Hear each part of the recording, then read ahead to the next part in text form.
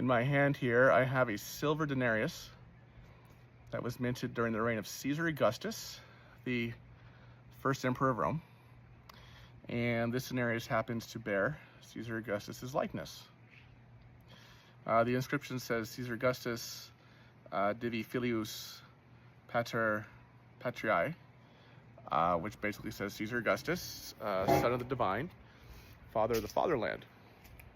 Caesar Augustus reigned from 27 BC through AD 14, and in addition to being the first emperor of Rome, is widely regarded as one of the greatest emperors that Rome saw, partially because of the great peace that he ushered in after 100 years of civil war during the late Republic. This great peace, of course, is known as the Pax Romana, the Roman peace, but also because of his financial reforms that really brought stability to the empire.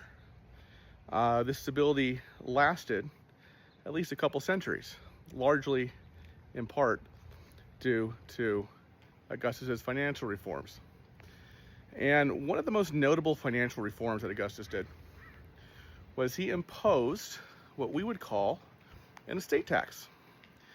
This was a 5% tax imposed on estates left by bequest via a will to non-direct relatives, like non-direct children and non-spouses.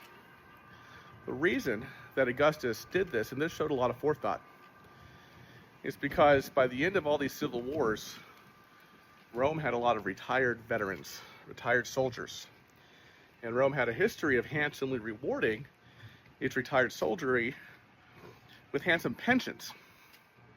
Well, Rome was no longer much of a plundering state 30 years into Augustus's reign. Typically, these pensions could be paid out of war booty and war spoils and things like that. Augustus figured that, well, we got to keep the veterans happy, right? Because if they're not happy, they might show it in violent ways.